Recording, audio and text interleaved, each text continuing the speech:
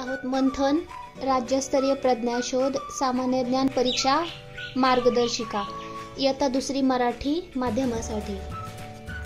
यापूर्वीच्या व्हिडिओमध्ये आपण भाषेचा व्यवहारात उपयोग यामध्ये वाक्प्रचार शब्दसमूहांचा अर्थ समजून घेतला आणि त्यावरचा स्वाध्याय देखील पूर्ण केला। आजच्या व्हिडिओमध्ये आपण घटक 3 भाषेचा व्यवहारात उपयोग यातील दुसरा भाग म्हणी पाहणार आहोत।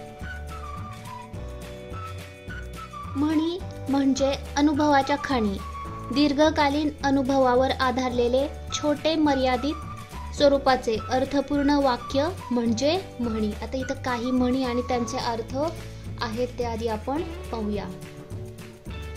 पहिली म्हण आहे आडात नाही तर ओऱ्यात कुठून येणार, म्हणजे जे मुळातच अस्तित्वात नाही त्याची थोडी देखील अपेक्षा करणं व्यर्थ आहे। आलिया भोगासी असावे सादर, म्हणजे जे नशिबात असेल ते भोगायला तयार असावे। आवळा देऊन कोहळा काढणे, म्हणजे क्षुल्लक वस्तूच्या मोबदल्यात मोठा लाभ करून घेणे। अंथरूण पाहून पाय पसरावे, म्हणजे ऐपतीच्या मानाने खर्च करावा। अति तेथे माती, म्हणजे कोणत्याही गोष्टीचा अतिरेक हा नुकसानकारकच ठरतो। अडला हरी गाढवाचे पाय धरी, शहाण्या माणसाला प्रसंगी मूर्खाची विनवणी करावी लागते। आगीतून फुफाट्यात, लहान संकटातून अधिक मोठ्या संकटात सापडणे। इकडे आड तिकडे विहीर, म्हणजे दोन्ही बाजूंनी अडचणीत सापडणे। उतावळा नवरा गुडघ्याला बाशिंग, म्हणजे उतावळेपणाने मूर्खासारखे वर्तन करणे।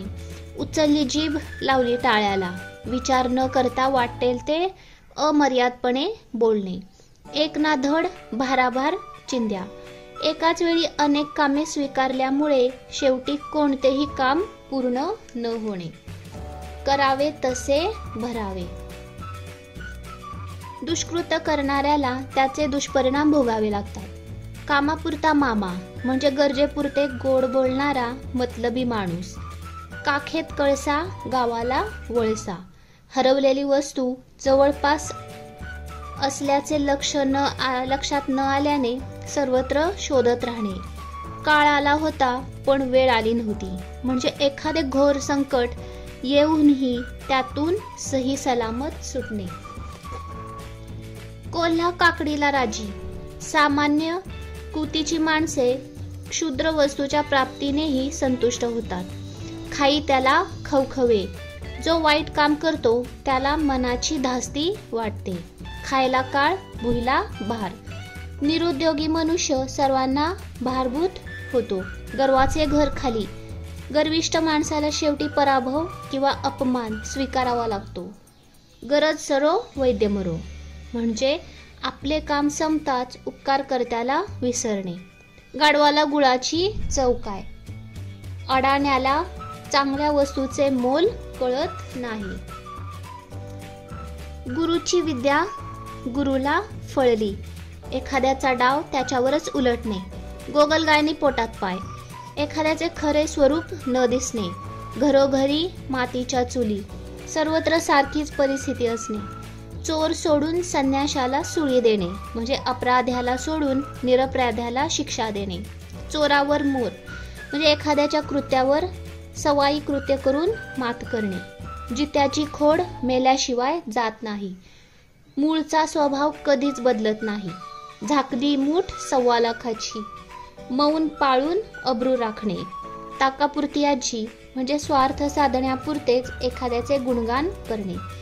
थेंबे थेंबे तळे साचे, थोडे थोडे साठवत राहिल्याने काही दिवसांनी त्याचा मोठा साठा होतो। दगडापेक्षा वीट मऊ, म्हणजे मोठ्या संकटापेक्षा लहान संकट सुसह्य वाटणे।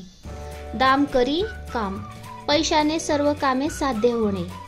कुऱ्हाडीचा दांडा गोतास काळ, आपलाच मनुष्य आपल्याच नुकसानीला कारणीभूत होणे।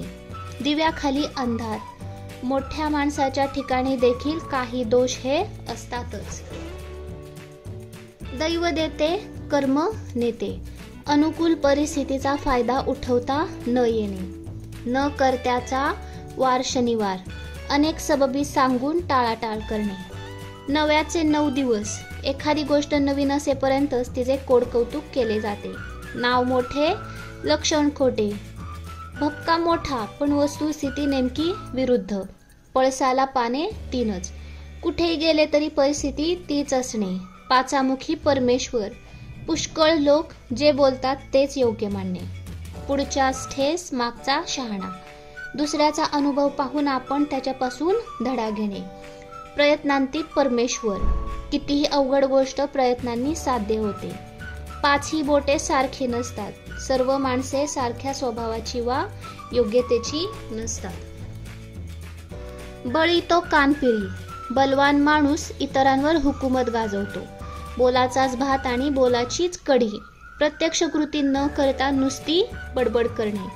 मनी वसे ते स्वप्नी दिसे. जशी इच्छा असेल तशी स्वप्ने पडणे. वासरात लंगडी गाय शहाणी. अडाणी लोकात अर्धवट शहाण्याला मोठेपण लाभते. रात्र थोडी सोंगे फार. कामे पुष्कळ पण ती पार पाडायला वेळ न पुरणे. लेकी बोले सुने लागे. एकाला उद्देशून पण दुसऱ्याला लागेल असे बोलणे. साखरेचे खाणार त्याला देव देणार. भाग्यवान माणसाला सर्व परिस्थिती अनुकूल असते. सुंठी वाचून खोकला जाणे. उपाययोजना करण्याआधीच संकट दूर होणे. हाजीर तो वजीर. जो वेळेवर हजर राहील त्यालाच संधीचा फायदा होईल. डोंगर पोखरून उंदीर काढणे. अतोनात परिश्रमानंतर अत्यल्प फायदा होणे. तर असे आपल्याला 53 म्हणी आणि त्यांचे अर्थ आज आपण या व्हिडिओमध्ये पाहिले आहेत. हे अभ्यासायचे आहेत. त्याचा भरपूर सराव करायचा आहे. या म्हणी सगळ्या लक्षात ठेवायच्या आहेत.